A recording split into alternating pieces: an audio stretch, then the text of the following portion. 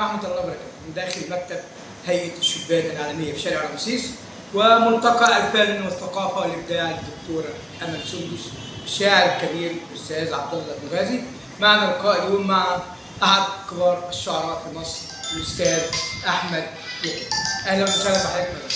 اهلا بيك يا دكتور، فرصه سعيده جدا. تحياتي لرئيس واعضاء مجلس اداره جمعيه الشبان العالميه والاستاذه امل سندس ولحضرتك.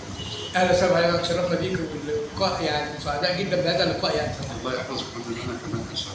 احنا عايزين نعرف بقى حضرتك هتقدم لنا ايه النهارده في الملتقى؟ والله في الملتقى النهارده هعمل يعني شورت ومحاضره قصيره جدا عن مبادئ فن الالقاء الحديث ومواجهه الجمهور، يعقبها القاء بعض القصائد ان شاء الله. طيب مش ممكن نسمع كده جزء من قصيده كده؟ القلوب الطيبه لو تنجرح ما بتتوجعش. القلوب الطيبه علشان بتبقى قريبه من ربنا ما بتنتقمش، لكنها في لحظه تاخد جرحها تبعد قوي وما بترجعش.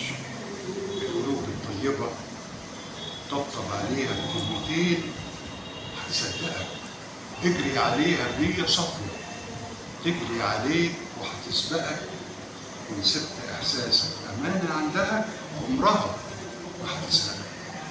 القلوب الطيبة في الدنيا دي مش كتير، هتقابلهم بس صدفة، يعني مرة بالكتير.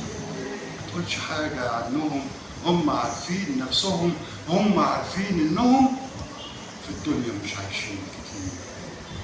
القلوب الطيبة. ان شاء الله صراحه رائع جدا جدا جدا جدا. شكرا.